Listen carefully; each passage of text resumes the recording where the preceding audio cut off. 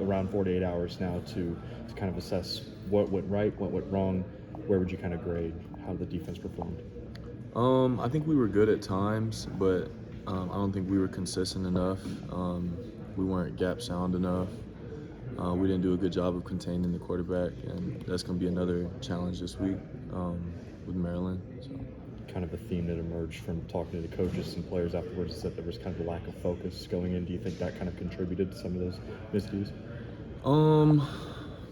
I think sometimes when you're playing an opponent that's classified as not Power 5 or whatever, sometimes it can get in people's heads and they feel like, oh, I can take maybe a day or two off, and that's completely wrong.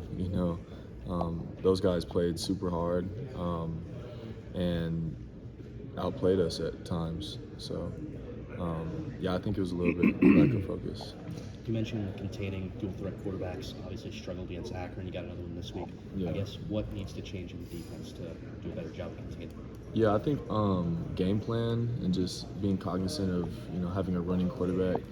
So just having a quarterback spy player is something that we've done in the past, and just not leaving too many areas of the field wide open, because that's pretty enticing, I think, for a dual threat quarterback.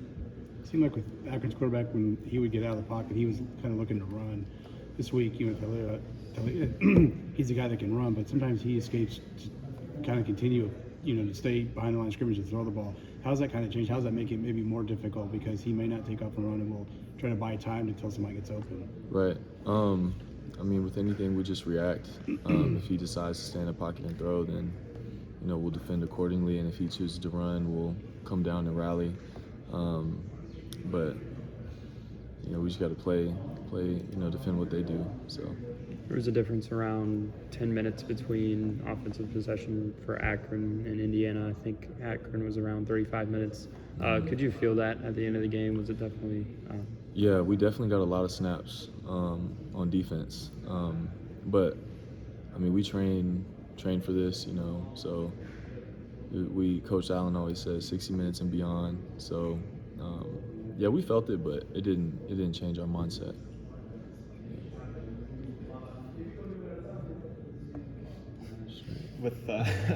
With Andre, is there any moment that it kind of hit you? You heard whatever you heard about him, but when you guys got here, is there any moment that you had where you kind of realized, oh, he's for real? I think I kind of realized that early on in spring ball. I didn't really know much about him until he started dominating guys in practice. So I was like, oh, okay, we're about to be in for one this season, and it's been great playing with him. He's a great player. So yeah.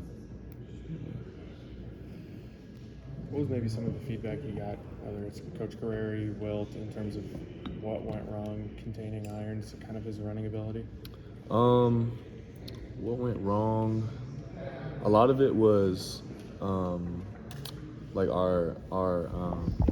pass rush, knowing okay, he likes to scramble upfield. We got to make sure we contain, and then just being in a position as a dropper to come down and make the tackle. So I guess just not getting out of position and leaving too many areas on the field for him to scramble. That was pretty much it. Is the toughest part of that trying to decide when to commit versus when not to kind of leave your zone? Yeah, because a lot of times if he does drop back and he's sitting back in the pocket for a few seconds, and you're thinking, okay, I need to shuffle this way, that way to maybe make a play on the ball. Next thing you know, he starts sprinting out the pocket 20 yards away. It's like, okay, here we go. But yeah. You watching NFL highlights there? Yeah, I was trying to watch some of the games that